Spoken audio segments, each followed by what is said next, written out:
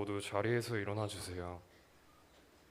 오늘 우리에게 주신 하나님의 말씀은 요한계시록 2장 1절부터 5절까지입니다. 예배소 교회 사저에게 편지하라. 오른손에 있는 7별을 붙잡고 7금 촛대 사이를 거니시는 이가 이르시되, 내가 내 행위와 수고와 내 인내를 알고 또 악한 자들을 용납하지 아니한 것과 자칭 사도라 하되 아닌 자들을 시험하여 그의 거짓된 것을 네가 드러낸 것과 또 네가 참고 내 이름을 위하여 견디고 게으르지 아니한 것을 아노라. 그러나 너를 책망할 것이 있나니 너의 처음 사랑을 버렸느니라. 그러므로 어디서 떨어졌는지를 생각하고 회개하여 처음 행위를 가지라. 만일 그리하지 아니하고 회개하지 아니하면 내가 내게 가서 내 촛대를 그 자리에 옮기리라. 아멘.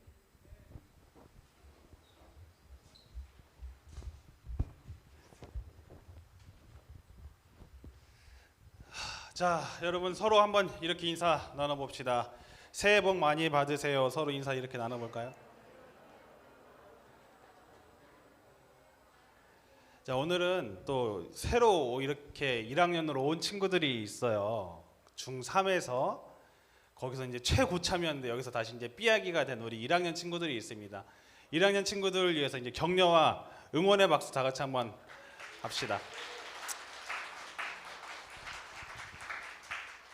그래요. 이제 처음 새 목자님하고 새로운 자리에서 이렇게 예배를 드리게 됐습니다. 와, 1학년 친구들이 올라오니까 예배실이 큰일 났어. 꽉 찼어.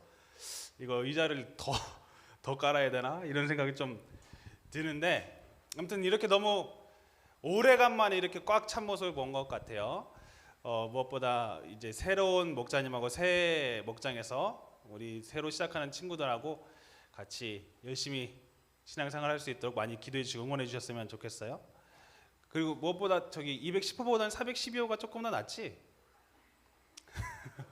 시스템이 조명 막 돌아가고, 그렇지? 조명 돌아가고 뭐 412호가 거의 메인 느낌이야. 그러니까 전사님 봤던 친구 혹시? 고마워. 그래도 다 있네. 고마워요. 고마워요. 전사님 가끔씩 이렇게 중등 가서 설교를 한 적이 있었거든요. 아마 우리 친구들 전사님 기억할 것 같은데, 전사님은 10시 고등마을을 섬기는 박세준 전도사라고 합니다. 함께 열심히 기쁨으로 신앙생활 했으면 좋겠어요. 감사해요. 박수 받으려고 한 건 아닌데. 잘생겨서 박수 친 건 아니지? 이제 새해가 밝았죠, 그렇죠? 새해가 밝았는데 이제 좋던 싫던 다들 한 살씩 먹었어요, 그렇죠? 전사님이 너희 때는 한 살 먹는 게 그렇게 설레고 좋았어. 막, 아싸, 이제 좀 있으면 성인이다. 좀 있으면 민증이 생긴다. 좀 있으면 내가 운전면허를 딸 수 있다. 근데 이제 한 살 한 살 먹는 게, 특히 올해는 전사님에겐 조금 더 좀 심각한 게 좀 슬픈 한 해의 시작이에요. 왠 줄 아세요? 이제 전사님이 꺾인 게 아니야. 이제 앞자리수가 바뀌어요. 앞자리수가 3에서 4로 바뀌는 해가 이제 2023년이라서 전사님이 너무 슬프거든. 그래서 이제 좀 알게 됐어요. 좀 이제 이게 어른이 되는 게 이런 느낌인가? 옛날에는 전사님이 30대 때는 그래도 잘생겼다라는 말을 듣고 싶어서 되게 몸부림치던 사람 중에 하나였거든. 어디 가서 특히 전사님 삼형제예요. 삼형제 중에 제일 잘생겼다라는 말을 어디서든지 좀 듣길 원했었어. 그래서 되게 막내 잘생겼네 이러면 되게 기분 나빠하고 이런 스타일이었는데, 이제는 잘생겼다라는 말은 내려놨지. 왜냐면 뭐 늙었는데 뭐 잘생기고 뭐 못생긴 게 어딨어. 어르신들 한 말이 있잖아. 건강이 최고다. 요즘 딱 그걸 느껴. 건강한 게 최고다. 건강한 사람, 10대랑 20대랑 30대는 잘생긴 사람이 이렇게 멋있어 보이는데, 나이 들수록 어떤 사람이 멋있어 보이냐면 건강한 사람이 멋있어 보이더라고. 그래서 전사님이 좀 느꼈어요. 내가 이제 나이를 좀 먹었구나. 오늘 말씀이 이제 처음처럼이라는 말씀을 가지고 좀 말씀을 나누려고 하는데, 이제 새해 시작이잖아요. 여러분 처음처럼이란 말 들으면 뭐가 생각나요? 소주가 누구야? 소주. 아니 처음처럼이란 소주를 알 수도 있지, 그렇지? 소주라는 이름이 가장 먼저 생각날 수도 있어요. 기가 막히게 이렇게 마케팅을 했기 때문에. 처음처럼이라는 단어, 전사님은 이 단어가 굉장히 좀 설레게 하는 단어 중에 하나인 것 같아요. 처음이라는 단어가. 학교에 처음 입학했을 때 여러분 기억나세요? 초등학교 처음 입학할 때 여러분들 어떤 마음이었어요? 아, 학교 가기 싫어 이랬어요? 아니면은 막 신나가지고 엄마가 새로 사주잖아. 또 가방도 새로 사주고, 그렇지? 가끔 전사님은 학교 간다고 신발을 새로 사줬어 또. 근데 요즘은 잘 안 나오는 신발인데 아예 안 나오는 신발이지. 옛날 신발 중에서 이렇게 밑에 깔창에 이렇게 하나 이렇게 팍 건들면은 스파이크처럼 이렇게 있다가 스파이크처럼 탁 튀어나오는 신발이 있었어요. 되게 핵 인싸들만 신는 신발이었거든요. 요즘 나오지도 않는 신발이지만 그런 신발이 있었어. 그래서 친구들이 막 그거 신고 막 비탈길에서 봐라 안 미끄러진다 하면서 막 그런 신발이 있었거든요. 그걸 사주신 거야. 그래서 와 신난다 하면서 막 펄펄 뛰면서 이제 학교 간다 하면서 가방 메고 막 진짜 막 그냥 똥강아지 마냥 막 빨빨거리면서 학교를 간 적이 있었어요. 그리고 나서 후회하는 건 얼마 안 걸렸지. 바로 후회했지. 학교를 가야 되나. 여러분들도 마찬가지일 거예요. 처음에는 전사님이 이제 아들이 이제 어느새 아들이 생겼거든요. 이제 7살짜리 아들이 있는데 걔가 이제 학교 간다고 가방 사주니까 되게 좋아하더라고. 제가 걔를 보면서 생각했죠. 조금만 다녀봐라. 네가 이제 좋아할 건가 안 좋을까. 여러분들도 마찬가지일 것 같아요. 학교 다닌다는 게 이제 그 설렘이란 단어랑은 좀 거리가 멀어졌을 거예요. 이제 방학이면 아싸 방학이다. 이제 방학이잖아, 그렇죠? 방학이고 막 이런 게 좋지. 학교 또 다시 가야 된다는 것만 해도 막 힘들고 막 그러잖아요. 근데 이 처음이라는 거 그만큼 사람의 마음을 굉장히 좀 설레게 해요. 첫사랑 얼마나 설레, 그렇죠? 첫사랑도 아직 못 해본 친구들도 있나? 그럴 수도 있지. 첫사랑, 첫 만남. 전사님도 지금 사랑하는 아내랑 처음 데이트했을 때의 기억이 아직도 생생해. 그때 뭘 먹었는지 아직도 뭘 어떻게 먹었는지 기억이 없어. 왠 줄 알아? 그 음식만 보느라 아니 음식만 봤대. 큰일 났네. 아내만 보느라 뭘 어떻게 먹었는지 내가 이 음식을 코로 먹는지 뭐 귀로 먹는지 뭐 내가 어떻게 대답했는지도 모르겠어요. 막 아무튼 되게 그런 설레는 마음을 가지고 막 아내를 만났단 말이에요. 썸이라는 단어가 가슴 뛰는 이유도 그거 같아요. 썸은 무조건 처음이잖아, 그렇지? 처음 시작의 단계가 썸이잖아요. 썸부터 시작하지 대뜸 만나자마자 야 너 나랑 사귀자 이러진 않잖아, 그렇죠? 그래서 전사님이 가끔 여러분들을 보면서 되게 좀 부러운 것 중 하나는 야 썸 탈 수 있어서 좋겠다. 전사님은 썸 탈 수가 없거든. 썸 탔다가 큰일 나거든. 썸 탔다가는 이렇게 머리털이 다 쥐어 뜯길 수도 있어요. 그러니까 전사님이 이제 그런 설레는 단계를 넘어섰지. 그래서 전사님은 가끔씩 아내랑 그런 얘기 하거든. 우리는 전우회다. 육아 전투로 다져진 전우회. 여러분 이제 썸이란 단어는 이제 없어졌어요. 이제 아이들 키우면서 막 서로 막 기저귀 폭탄 날라다니고 막 잠도 못 자고 하면서 거기서 상기는 이제 우정들 이제 굉장히 우정이 되게 돈독해졌거든 아내랑은. 그런 이제 아내를 보면서 이제 막 설레고 이런 단계가 넘어선 단계죠. 그래서 이제 그래서 썸을 타는 거를 좋아해서 어떤 사람은 썸만 타려고 하는 사람들이 있대. 이렇게 사귀지 않고 썸 타는 게 그게 너무 좋아가지고 이제 사실 썸 타면 어때요? 얼마나 좋아요? 보기만 해도 설레잖아, 그렇죠? 그냥 그 사람 이름만 들어도 막 가슴이 콩닥콩닥. 누가 들어왔다고만 해도 괜히 그냥 신경 쓰이고 막 이러는 단계가 딱 썸 단계거든. 그러니까 그 처음이라는 단계를 보면 처음의 시작을 보면 항상 우리에겐 좀 설렘이라는 그런 마음이 있어요. 그런데 여러분 이 처음이라는 단어의 반대가 뭔지 아세요? 처음이라는 단어의 반대말 끝일까요? 끝. 처음이라는 말의 반대말은 익숙함이에요. 익숙함. 여러분 익숙함 속에는 한 가지 약점이 있습니다. 뭐냐면은 익숙해짐으로 인해서 뭐를 상실하냐면요, 소중함이라는 것을 상실한다는 거예요. 익숙해지잖아요. 그러면 그것이 귀한 줄을 몰라요. 그게 바로 문제인 거예요. 아내가 얼마나 소중해, 그렇죠? 그런데 요즘 사람들 아내의 소중함을 알아볼라 잘 모르는 사람들이 태반이야. 그러니까 결혼 안 하려고 그래. 왜? 그런 익숙해지는 게 싫으니까. 연애만 하고 싶은 거야. 이런 익숙함이 우리 안에 찾아올 때 소중함이라는 것을 엄청나게 많이 상실합니다. 여러분 생각해 보세요. 지금 우리에게 익숙한 것이 얼마나 많은지. 우리가 지금 숨 쉬는 거 당연하게 숨 쉬고 있잖아요. 근데 너무 익숙해졌잖아. 그러다 보니까 이 숨 쉬는 것에 대한 감사함 없어요. 그렇죠? 삼시세끼 꼬박꼬박 챙겨 먹죠. 그렇죠? 나는 지금 집에 돈이 없어가지고 밥을 굶는다. 전사님이 참 요즘 성경 말씀이 있는데 새롭게 다가오는 게 있어. 너희가 무엇을 먹든지 마시든지 이게 아닌데. 너희가 무엇을 먹을까 무엇을 마실까 염려하지 말라, 고민하지 말라 이렇게 말씀을 하시잖아요. 근데 요즘 단어는 좀 다르게 해석되는 단어인 거 아세요?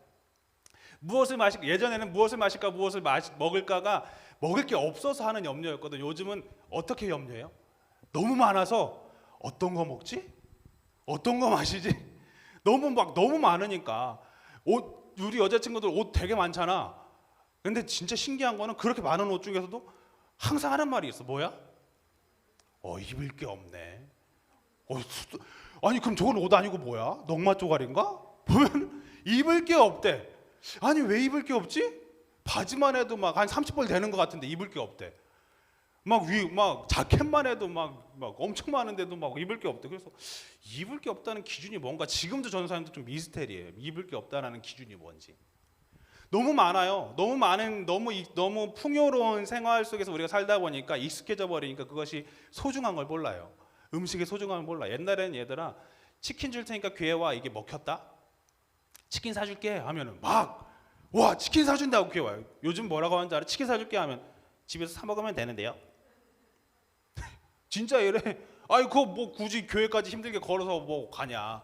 집에서 그냥 배달만 시켜. 요즘 배달의 민족 얼마나 잘 나와요. 전화 한 통이면 한 시간 60분만 기다리면은 딱 집까지 배달해 오는 게 치킨인데 뭐하러 그렇게 어렵게 살아. 우리가 그런 익숙함 속에 살고 있어요. 그러니까 감사함이 없어요. 일단은 뭔가 나눠주는 것에 대한 감사함이 너무 없어요. 주잖아 그러면 에이 별론데. 요즘 되게 힘든 게 뭔지 아니? 고등학생들 선물 고르는 게 진짜 힘들다.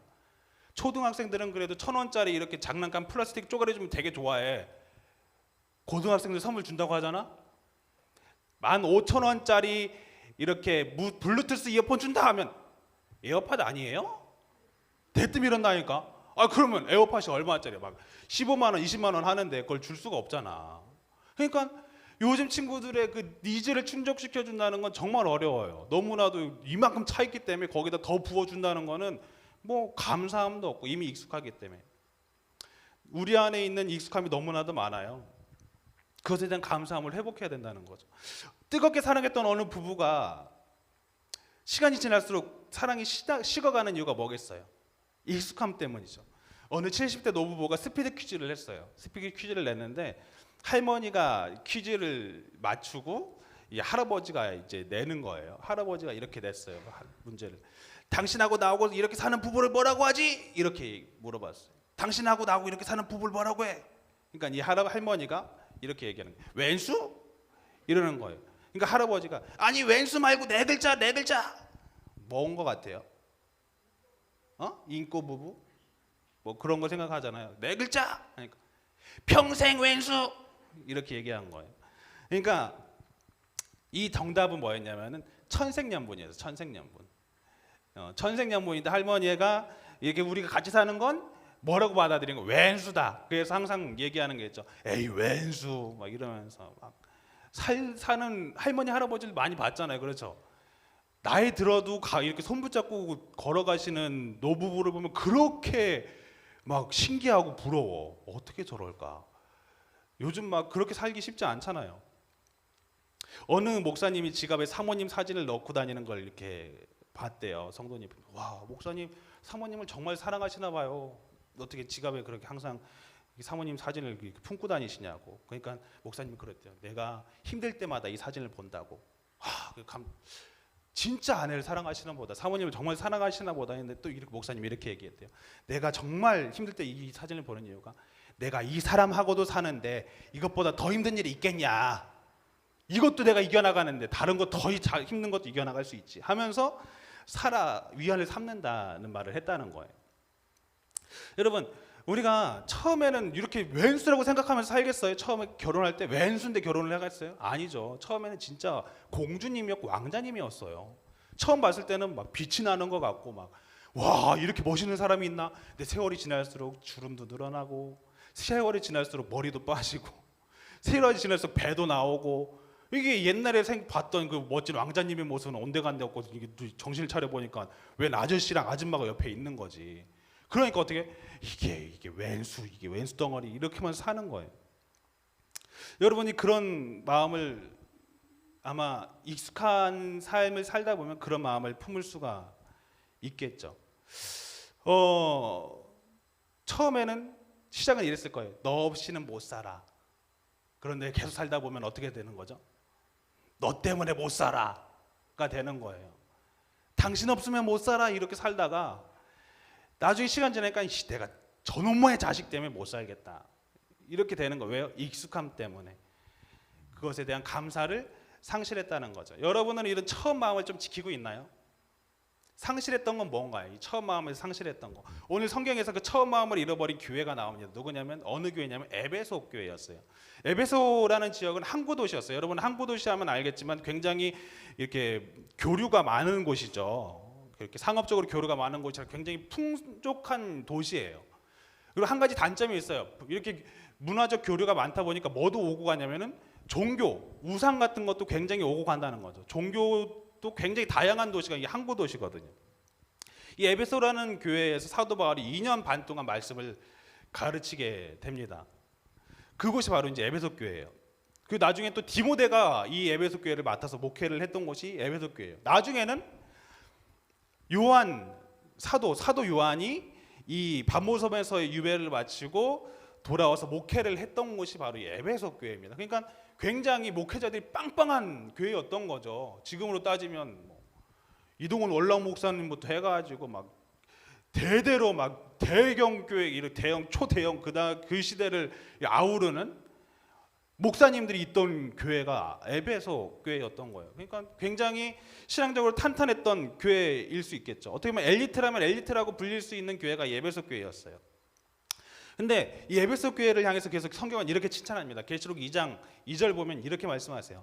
내가 내 행위와 수고와 내 인내를 알고 또 악한 자를 용납하지 아니한 것과 자칭 사도라 하되 아닌 자들을 시험하여 그들이 거짓된 것을 내가 드러낸 것과 또 내가 참고 내 이름을 위하여 견디고 게으르지 않은 것을 안다. 야, 여러분 진짜 칭찬 중에 칭찬인 거죠. 게으르지 않았대요. 난 살다가 게으르지 않았다고 칭찬 받는 경우도 또 처음 봤어. 여러분 게으르지 않는다는 칭찬 받을 만 하겠어요? 집에서 우리 자식은 진짜 부지런해요라는 칭찬 받는 사람 있어요? 집에 가면 다 게을러지잖아, 그렇죠? 어휴, 저놈의 자식 좀 공부도 좀 하고 씻고 좀 하고 좀 게임만 하고 있고 막 이런 얘기 많이 듣잖아. 근데 게으르지 않았던 교회라고 칭찬을 받는 거예요. 그 행위와 수고와 인내를 알고 있다고 이야기하죠. 그리고 악한 자를 이렇게 용납하지 않았다라고도 이야기하고 있어요. 거짓 선지자들을 분별해냈다라고도 이야기하고 있어요. 그런 칭찬을 받은 교회가 바로 에베소 교회였습니다. 그런데 한 가지 꾸짖는 것이 있었습니다. 뭐냐면 계시록 2장 4절이에요. 다 같이 한번 읽어볼게요. 시작. 그러나 너를 책망할 것이 있나니 너의 처음 사랑을 버렸느니라. 책망할 것이 있는데 뭐를 버렸대요? 처음 사랑을 버렸대요. 처음 사랑을 버려버렸다고 이야기합니다. 굉장히 다른 교회, 본이 되는 교회이기도 있고 하나님의 일에 굉장히 힘썼던 교회, 게을렀던 교회가 아닙니다. 굉장히 노력했던 교회였어요. 겉으로 볼 때는 굉장히 건강하고 본이 되는 교회 같았지만 그 속을 보니까 굉장히 권태기에 빠진 그 사람처럼 첫사랑을 잃어버린 모습이 있었다는 거죠.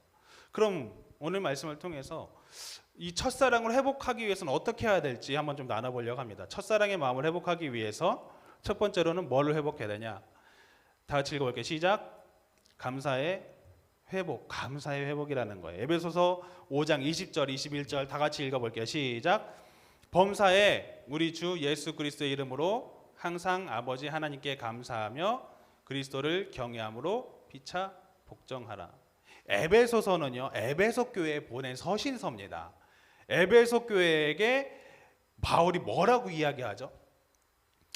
피차 서로 복종하고 그리스도의 이름으로 항상 하나님께 감사해라 라고 이야기하죠. 감사해라. 여러분 처음이라는 설레임을 가로막는 것이 바로 익숙함이라고 말씀을 드렸어요. 익숙한 것으로 인해서 나중에 뭘 상실하냐? 감사를 상실해 버린다는 거예요. 너무나도 감사할 조건들이 우리에게 많죠. 얼마나 많아요. 여러분 지금 우리가 이렇게 예배드리고 있는 이 환경, 이런 목자님 만나는 것들, 이런 조성, 이런 환경 조성을 어떻게 하겠어요? 그런데 이게 나중에 되게 당연하게 되고요. 나중에 어떻게 되는 줄 아세요? 하나둘씩 불만이 생겨요. 왜 이렇게 난방은 좀 현찮지? 조명이 조금 더 화려했으면 좋겠는데. 음향은 조금 너무 먹먹하고 좀 귀에 조금 그런데. 전도사님 메시지가 좀 명확하지가 않은데 조금 더 명확했으면 좋겠는데. 전도사님 옷이 왜 스타일이 저러고 왜 저렇게 살이 쪘지? 이렇게 하나둘씩 걸리기 시작한다니까요. 이게 익숙해져 버리면요, 그게 어느 순간 나도 모르게 미운 털들이 하나둘씩 보이기 시작해. 막 눈에 거슬려. 옛날에는 막 은혜롭고 막 뭘 해도 막 감사하고 이랬던 시절이 있었는데 나중에 익숙해져 버리면 그것이 상실돼 버린다는 거예요. 전사님이 예전에 TV에서 한 아프리카 9살 아이 이야기가 방영한 것을 본 적이 있어요. 이렇게 TV 막 돌리는데 아프리카 아이 이야기가 나오는 거야. 그래서 뭐지 하고 이렇게 봤는데 그 아이 이야기가 이거예요. 부모님을 다 잃었어. 부모님이 없어. 9살짜리인데 감정이입이 막 된 거죠. 왜냐면 그때 전사님 딸이 9살이었거든. 그러니까 내 딸 딱 주한 아이인데 이게 어떻게 된 거지? 제가 엄마 아빠가 없으면 어떻게 살지? 근데 걔가 어떻게 사냐면요, 사금 채취하는 곳으로 가요. 이게 바구니 하나 들고 어른들 사이에서 어른들도 막 사금 채취한다고 사금 채취하는 거 알죠? 그 진흙탕 속에서 막 이렇게 키질을 하는 거야. 진흙을 막 키질을 하면은 거기서 가장 무거운 건 남겠지. 그 사금 조각이 아주 조그만 것들 채취를 하는 거예요. 어른들 틈바구 사이에서 그 9살짜리가 막 금 채취한다고 막 이러고 있는 거예요. 아침부터 저녁까지 밥도 제대로 못 먹고. 그리고 그 사금이 또 뭐 얼마나 채취되겠어요? 별로 채취도 안 돼요. 그래서 하루에 버는 돈이 정작 몇백 원 이렇게 되지 않는데요. 그래서 힘들게 그렇게 벌어온 돈을 가지고 와서 먹을 걸 사는데 진짜 조금 사는 거야. 그리고 또 동생들이 있어. 집에서 그 동생들하고 나눠 먹는데 동생들 먼저 먹어야 되니까 그릇에 다 나눠주고 자기는 빈 그릇만 이렇게 받아서 그 빈 그릇만 하는 모습을 보면서 전사님이 되게 마음이 먹먹해지더라고. 세상에 저렇게 사는 친구들이 있구나. 부모님을 잃어버리고 학교를 가는 건 꿈도 못 꿔요. 그 아이들이 학교를 가는 게 어디 있어? 지금 당장 먹고 사는 게 문제인데 학교 가서 무슨 배우는 게 어디 있어요? 그래서 그 친구한테 꿈이 뭐냐라고 물어봤더니 학교를 가고 싶다고, 배우고 싶다고. 그걸 보면서 전사님이 우리가 너무 정말 풍족한 삶에서 살고 있는데 그것에 대한 감사함이 너무나도 없었구나. 이게 당연하게 생각했구나. 학교 가는 거, 밥 먹는 것들, 이런 상황에서 예배드리는 그 모든 것들이 너무 당연하게 내가 받아들였구나라고 생각이 들더라고요. 여러분, 당연한 것이 되면은 나중에는 불평이 나와요. 거기서 감사하지 못하고 불평이 나온다고요. 우리 집에 나의 부모님이 살아 계시다는 것만 해도 감사의 조건이 돼야 되는데 부모님이 계시는 게 너무 당연해지니까 어떻게 돼요? 나중에 좀 부모님이 안 계셨으면 좋겠어. 좀 여행 간다고 하잖아. 그럼 어떻게 자녀들이 아싸 컴퓨터 마음대로 해야지, 게임 하루 종일 해야지 하면서 어떻게 해요? 부모님이 여행 간다고 하면 막 설레잖아. 그때부터 언제 가지? 막 간다는 여행 그때 스케줄부터 잡잖아. 그럼 내가 이때 어떤 게임하고 어떤 친구 만나고 막 일정표를 딱 짜놓잖아. 왜 그래요? 부모님이 계시는 것이 너무 당연한 거야. 그러니까 그것이 막 좀 어느 순간 너무 귀찮아질 때가 우리에게 찾아온다는 거죠. 우리가 교회 나와서 예배드린 이 순간이 얼마나 감사한 순간인지를 우리는 너무나도 쉽게 잊어버립니다. 전사님이 정말 큰 은혜를 충만하게 받았던 시간들 중에 손꼽았던 시간 중에 하나가 언제인 줄 아세요? 바로 군대 훈련소에서 은혜를 그냥 충만하게 받았잖아. 왜 그런 줄 아세요? 말씀 전하시는 목사님의 메시지가 막 기가 막히고 찬양팀의 찬양이 막 퀄리티가 엄청나고 그런 게 아니야. 여러분, 군대 찬양은 진짜 되게 투박해. 빡빡머리 아저씨들이 이렇게 앞에서 군복 입고 찬양하는데 그게 얼마나 은혜가 되겠어. 은혜가 돼봐야 말씀을 전하신 목사님도 막 그렇게 메시지가 막 뚜렷하지도 않고 그렇지도 않아요. 그런데 왜 그런 줄 알아요? 그 훈련소에서 힘들게 훈련받다가 훈련소 문을 이렇게 이게 예배를 간다는 거야. 그게 너무 설레 갑자기. 그래서 종교를 고르래. 불교, 천주교, 기독교 막 이렇게 있어. 친구들이 막 그때그때 종교가 바뀌어. 뭐에 따라 바뀌는 줄 알아? 간식을 뭐 주냐에 따라서 바뀌어요. 초코파이를 하나를 더 준 다음에는 불교로 갔다가 여기 막 여자 자매들 와가지고 공연한다면 그쪽으로 다 몰려 막. 아무튼 그런 상황에서 전사님이 믿음을 짓기 위해서 나는 그럼 교회 갑니다 하고 가는데 교회 문턱을 딱 처음 밟는 순간부터가 막 눈물이 나려고 막 하는 거야. 막 눈물이 글썽글썽해지는 거야. 왜? 어떤 마음이 드냐면 아빠 저 다시 왔어요. 집 왔어요. 이런 마음이 딱 드는 거야. 아빠 나왔어요. 이런 마음이 드는 순간 막 교회 들어가는 그 순간부터 막 눈물이 나고 막 찬양하는데도 막 여러분 그 군대에서의 실로암 찬양하는 거 봤어요? 나중에 한번 인터넷에서 보세요. 무서워요. 막 무슨 사이비 이단인가?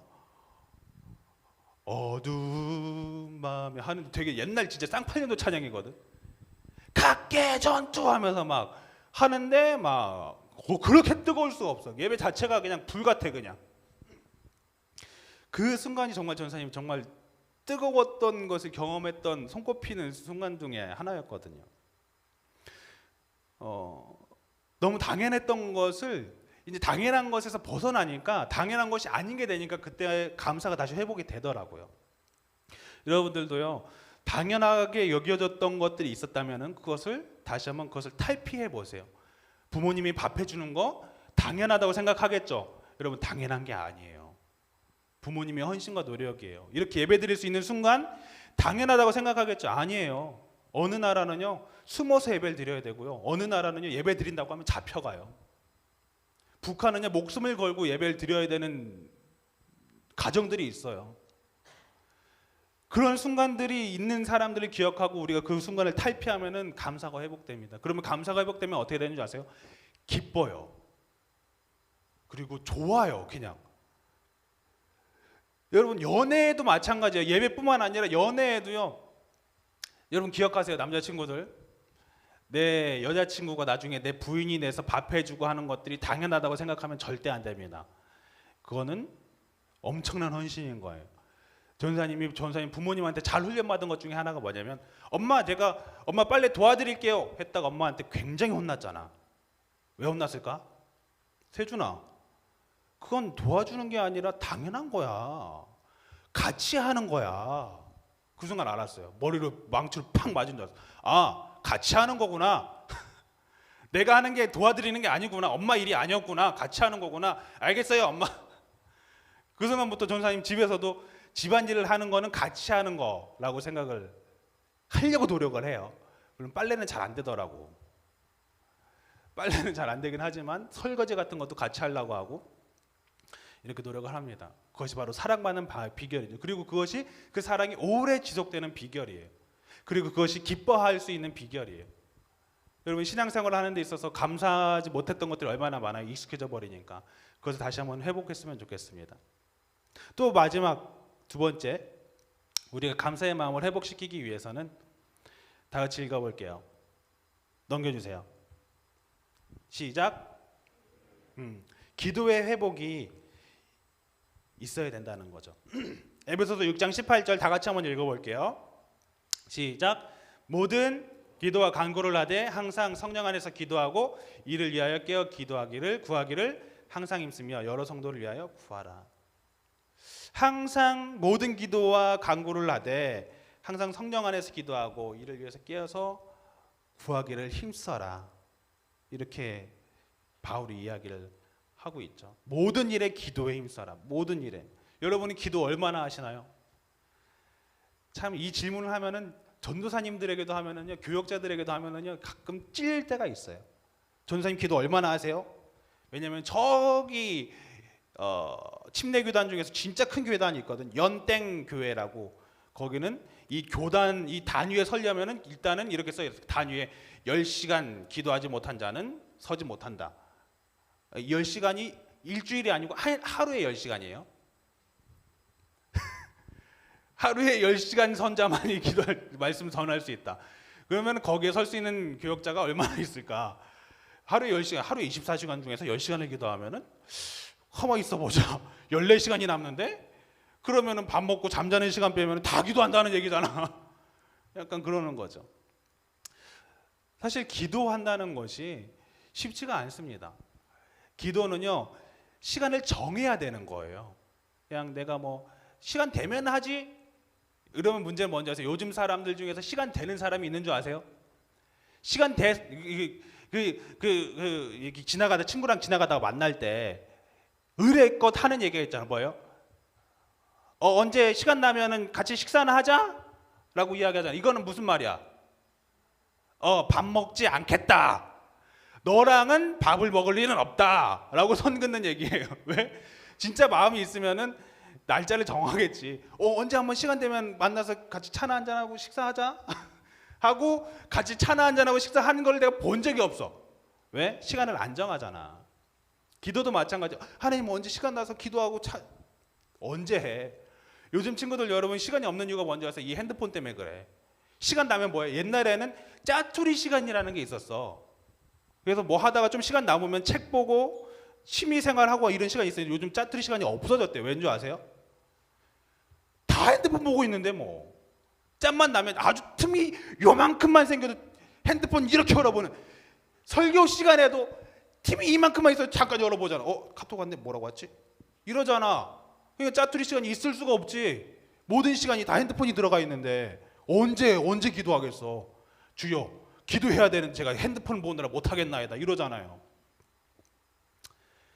그러니까 참 이게 요즘 시대의 어려움이에요.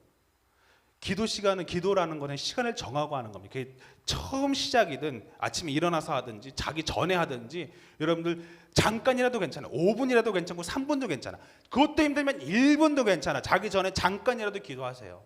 그것이 여러분들의 삶을 바꿉니다. 진짜예요. 한번 해보세요. 자기 전에 그냥 핸드폰 하다가 어느 순간 나도 모르게 잠들지 말고, 핸드폰 나중에 뜨거워져 있고 막 뜨끈뜨끈 방전 다 돼 있고 막 그러지 말고 나중에 한번 이렇게 시간을 정해보고 기도를 해보라고. 처음 모르는 길을 가기 위해서는 어떻게 해요? 내비게이션을 켜죠. 요즘은 다 기가 막히잖아요. 내비게이션 잘 나왔잖아요. 그런데 나중에는 익숙해지면 어떻게 돼요? 그 길을 내비게이션 보고 가요? 아니면 그냥 가요? 그냥 가잖아. 물론 전사님도 길치라서 지구촌 교회 오는데 한 1년 반 동안을 내비게이션 켜고 왔었어. 길치라. 근데 이제는 내비게이션을 안 켜요. 왜? 아는 길이니까. 우리가 처음에는 하나님을 의지하고 기도하고 하는데 나중에는 익숙해지잖아요. 신앙생활이 익숙해지잖아요. 안 물어봅니다. 하나님께. 왜? 뭐 다 했던 건데 다 경험에 의지해서 다 하게 된다는 거예요. 그것이 무서운 거예요. 그동안 했던 경험에 의지하고 하나님의 말씀보다는 내가 했던 경험을 더 생각하고 의지하게 되는 것이, 그거 진짜 무서운 거예요. 그러니까 기도를 안 하는 거죠. 이제 곧 있으면 수련회잖아요. 2월 10일이에요, 여러분. 꼭 등록하세요. 수련회를 준비하다 보면 그런 것을 많이 느껴요. 수련회를 준비하기 위해서는 기도로서 준비를 먼저 해야 되잖아. 그런데 어떻게 해요? 경험에 의지해. 뭐 수련회장 등록하고 예약하고 프로그램 준비하고 접수 받고. 근데 이런 것들을 하는데 정말 무서운 것은 기도를 단 한 번도 하지 않는다. 그런데 더 무서운 건 뭔지 아세요? 그런데도 수련회 준비가 잘 된다. 잘 된다는 뜻은요, 하나님은 그 수련회 버렸다는 뜻이에요. 그럼 기도를 하지 않으면 안 되는 게 맞아요. 하나님은 그 사람을 사랑하지 않아요. 기도하지 않으면 안 되는 게 맞다고요. 기도하지 않으면요, 메시지가 전파되지 않는 게 맞아요. 전사님이 아내랑 그런 얘기를 했어요. 요즘 여보 나 말씀을 전하는데 뭔가 딱 막힌 것 같고 너무 힘들다고. 그랬더니 아내가 되게 뜨끔해하는 거예요. 왜 여보 왜 무슨 일 있어 했더니 여보 내가 사실은 요즘 기도를 안 했다고 이런 말을 하는 거예요. 농담 같지만 전사님이 이렇게 말씀 전할 때 전사님 아내는 집에서 기도하고 있거든요. 그 시간 동안. 저는 그게 되게 든든해. 중보팀, 여기 기도팀이 있어. 얼마나 든든해. 그렇죠? 담임 목사님만 있던 그 기도팀이 전사님에게도 있다고. 근데 그걸 못했대. 되게 힘들었거든요. 저는 메시지 전하면서 너무 막 잘 안 되는 것 같고 힘들어 이렇게 했더니 자기가 기도를 안 했다는 거야. 그랬더니 그 순간 전사님이 좀 마음이 놓였지. 내 문제는 아니었구나. 물론 농담이에요. 저도 기도해야죠. 다 같이 기도해야죠. 여러분, 기도가 쌓여야지 그 일이 잘 되는 게 맞아요. 그래야지 하나님이 그 사람을 사랑한다는 뜻이거든요. 여러분들 기도의 자리를 회복했으면 좋겠습니다. 아멘. 식사할 때만 기도하지 말고, 문제는 더 무서운 건 식사할 때도 기도도 안 해. 그거 더 무서운 거죠. 식사할 때 하는 기도뿐만 아니라 내가 있는 자리에서 시간을 정해서, 예수님이 그러셨거든요. 시간을 정해서 기도하러 가셨거든요. 습관에 따라서 시간을 따라서 장소를 정해서 기도하러 가셨거든요.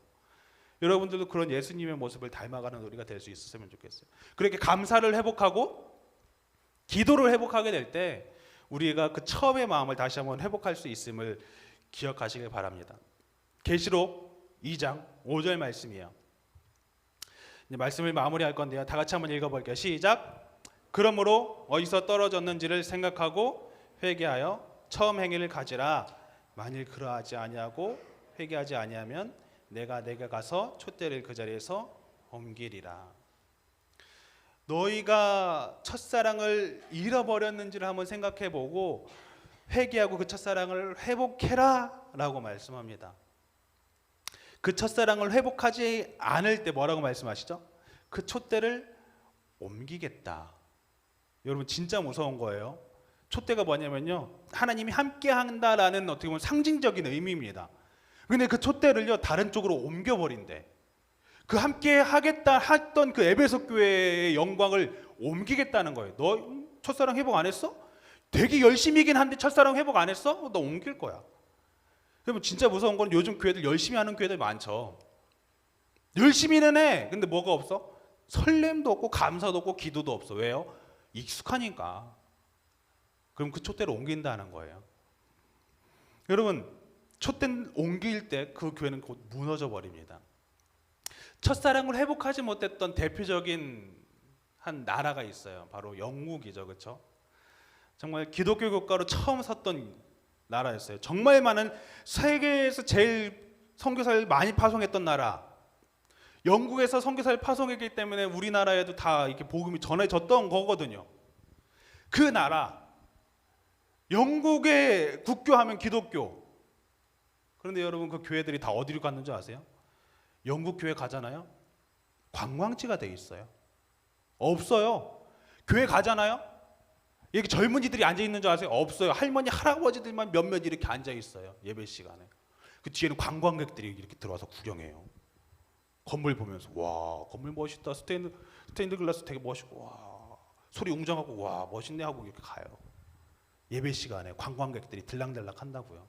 왜 그럴까요? 무너졌으니까. 지금 여러분 한국교회가 위기다 이런 얘기를 하죠. 그 위기의 이유는요, 바로 첫 번째는 첫사랑의 상실입니다. 그 첫사랑이 상실하니까 하나님이요 그 촛대를 영국에서 옮겼어요. 어느 나라로 옮긴 줄 아세요? 대한민국으로 옮겼어요. 아세요? 여러분 잘 모르죠? 대한민국이 얼마나 놀라운 나라인지 모르죠? 6.25 때 한국이 6.25가 일어난 지 얼마 안 있어 한국이 이렇게 섰잖아. 그 이유 중에 하나는 물론 이 한국 사람들의 부지런함도 있지만 여러분 기억해야 되는 건 기도하는 사람들이 엄청 많았어요. 그때 교회들이 엄청 생겼어요. 선교사님들이 들어와서 기도하는 사람들이 엄청 많이 생겼다고. 장막 짓고 막 다 기도했다고. 그래서 나라에서 교회에게는 세금을 매기지 말자. 왜? 교회가 이렇게 열심히 나를 위해서 기도하고 하는데 교회에서 세금을 매겨서 되겠냐 해서 교회에 세금을 안 매겼단 말이에요. 그 정도로 한국 교회가 미치는 영향력이 엄청났어요.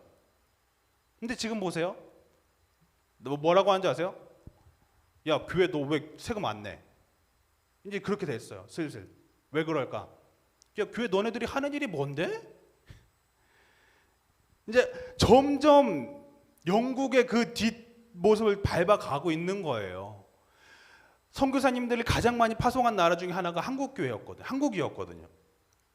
근데 어느 순간 선교사님 파송 수도 줄어들기 시작했어요. 기도하는 사람들 수도 줄어들기 시작했어요. 더 무서운 거는 다음 세대가 없어. 감사한 건 지구촌 교회 그래도 이렇게 다음 세대들이 이렇게 바글바글한 건 정말 감사한데 다른 교회 가잖아요. 없어요. 학생부가 없어. 얼마나 없냐면 초등학생, 중학생, 고등학생이 같이 예배 드리는데도 5명도 안 돼. 거기서 예배를 드린다고 수련회 거기서 막 한다고 막 그런 지금 상황 속에 우리가 놓여 있다고요. 얼마나 힘든 상황이에요. 여러분, 이런 상황 속에서 하나님께서 우리에게 말씀합니다. 첫사랑을 회복해라. 우리에게 부어주셨던 그 마음을 주셨던, 한국 땅에 부어주셨던 그 첫사랑, 한국 땅에 주셨던 그 은혜, 그것을 다시 한번 회복하게 될 때 다시 하나님은 우리나라를 크게 들어 사용하신다. 우리나라뿐만 아니라 여러분들을 들어 사용한다는 걸 여러분들이 기억했으면 좋겠습니다. 아멘. 새해 시작이에요. 처음 시작하기 너무 좋은 때죠, 그렇죠? 처음 시작할 때 내가 기도를 한번 회복해 봐야겠다. 내가 감사를 회복해야겠다. 그럼 여러분들 삶에서 변화가 시작할 겁니다. 이 시간 함께 좀 찬양하고 기도로 나아가길 원합니다. 여러분, 너무나도 당연하다 보니까 감사하지 못하고, 익숙해져 보니까 감사하지 못하고, 불평하고 평가하고 따지기 시작하고, 사람 관계뿐만 아니라 우리 신앙에게도 그것이 적용이 됩니다. 하나님 부어주셨던 그 은혜 다시 한번 하나님 앞에 되새기게 하시고 우리가 주님 앞에 나아갈 수 있는 첫사랑으로 회복하는 하나님의 자녀가 하게 해달라고 찬양을 함께 좀 고백하면서 나아가도록 합니다. 내가 누려왔던 모든 것들이, 내가 누려왔던 모든 것들이, 내가 지나왔던 모든 시간이, 내가 지나왔던 모든 시간이, 내가 걸어왔던 모든 순간이, 내가 걸어왔던 모든 순간이 당연한 것이 아니라 은혜였습니다. 당연한 것 아니라 은혜였어. 아침 해가 뜨고 저녁에도 봄의 꽃향기와 가을의 열매들이, 가을의 열매, 변하는 계절의 모든 순간이 당연한 것 아니라 은혜였어. 모든 것이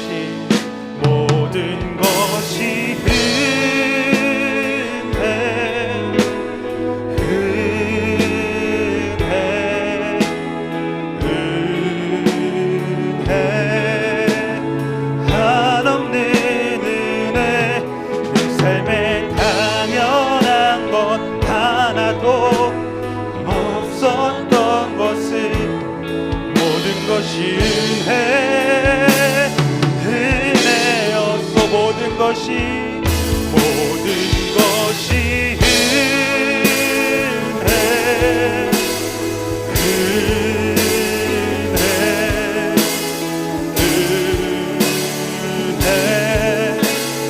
한없는 은혜, 내 삶에 당연한 것 하나도 없었던 것은 모든 것이 은혜였어. 내가 이 땅에 태어나 사니, 오늘 어린아이와 지금까지도 숨을 쉬며 살며 꿈을 꾸는 그 모든 순간들이 당연한 것이 아니라 하나님의 은혜였습니다. 당연한 것 아니라 은혜였어. 하나님의 자녀로 살며, 하나님의 자녀로서 오늘 찬양하고 예배하는 그 모든 삶이, 예배하는 삶, 복음을 전할 수 있는 모든 축복들이 있는 축복이 당연한 것 아닌 은혜였소. 모든 것이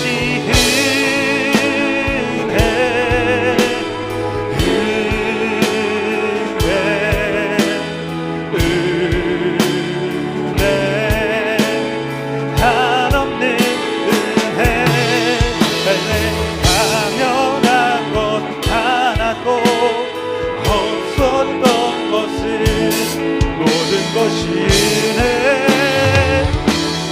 한 번 더 고백합니다. 모든 것이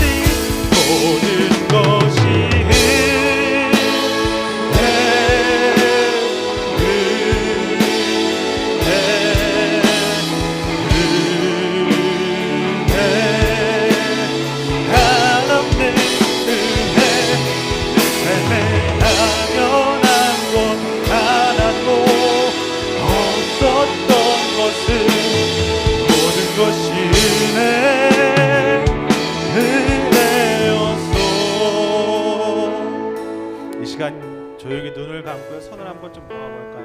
함께 또 기도하길 원하는데요. 너무나도 익숙해져 버린 나머지 감사함을 혹시 내가 상실하진 않았습니까? 하나님 주님께서 부으신 너무나도 많은 은혜들이 있습니다.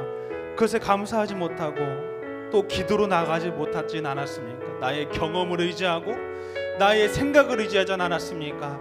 주님 다시 한번 저희들의 삶 가운데 감사가 회복되게 하시고 저희 삶 가운데 기도가 회복되게 하여 주시옵소서. 그래서 주님 그 첫사랑이 다시 한번 불타오르게 하여 주시옵소서. 그 첫사랑이 저희들의 삶 가운데 회복되게 하여 주시옵소서.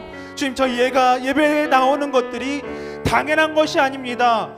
이 예배에 나오는 그 순간이 얼마나 값진 것인지를 다시 한번 알게 하시고 이 값진 예배를 감사함으로 주님 앞에 나아갈 수 있는 저희들이 되게 해달라고 이 시간 기도로서 나아가도록 합니다. 다 함께 기도하겠습니다.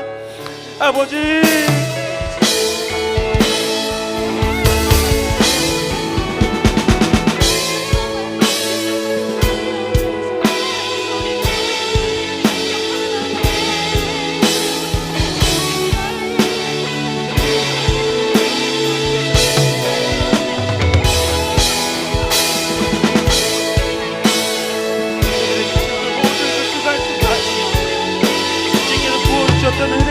고백합니다. 주님의 이렇게 주님 앞에 기도하며 나아갈 수 있는 그 모든 것들이 주님의 은혜였음을 다시 한번 고백합니다.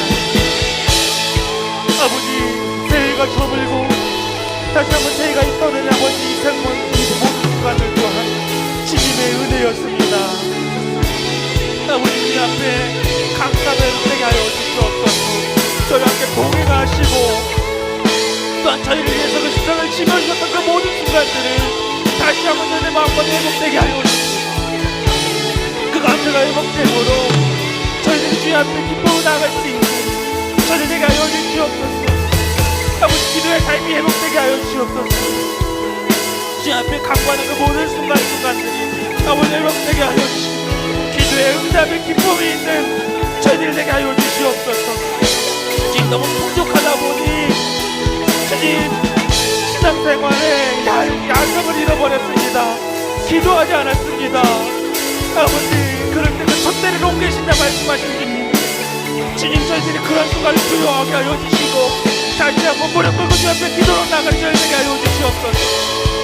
주님 저희들의 풍족한 삶에 만족하는 것이 아니라 저희들의 영을 채우시고 영을 다시 한번 회복시키는 주님 앞에 기도로 나아가게 하여 주시옵소서. 주님 저희들의 삶이 저희들의 신앙이 아버지 기도를 통해서 다시 한번 회복의 역사를 이루어주시고 그래서 주님 저희 한국교회가 이 대한민국이 신앙으로 다시 한번 바로 설 수 있는 아버지 나라에 딱 될 수 있도록 성령의 함께하여 주시옵소서. 주님 이끌어 주시옵소서. 이 시간 다시 한번 기도할 것은요 새해가 시작이 됐습니다. 이 시간 저희들 마음 가운데 다시 한번 한 가지씩 마음에 품었으면 좋겠는 것은 하나님 저희가 다시 한번 예배가 회복되게 하여 주시옵소서. 주님 예배가 너무나도 당연한 것이 됐습니다. 그 예배가 감사함을 잃어버렸습니다. 때로는 그 예배가 귀찮게 여겨집니다. 온라인으로 드리는 것으로 만족하고 말았습니다. 주님 하지만 저희들이 코로나 기간 동안 겪었던 것은 깨달았던 것은 주님의 전으로 와서 예배를 드리는 그 순간이 함께 교제하는 이 순간이 있어야 진정한 예배였음을 다시 한번 고백합니다. 주님 저희들이 그 예배가 다시 한번 일어서게 하여 주시옵소서.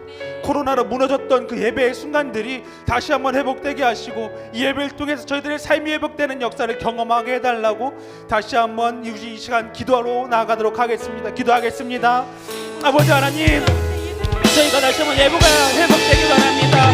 그 예배 가운데 그 자리 가운데 있을 수 있도록 성령님이 인도하시고 인도하여 주시옵소서.